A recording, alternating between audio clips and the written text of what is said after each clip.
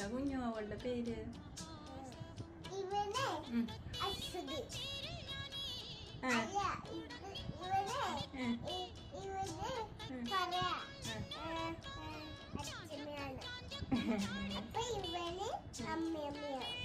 അമ്മൂമ്മയാവും. സിംഗോ?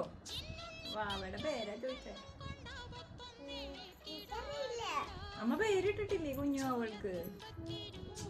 അയ്യോ അതെന്തേ? അപ്പൊ എന്തും പറഞ്ഞിട്ട് കുഞ്ഞവനെ വിളിക്കുക?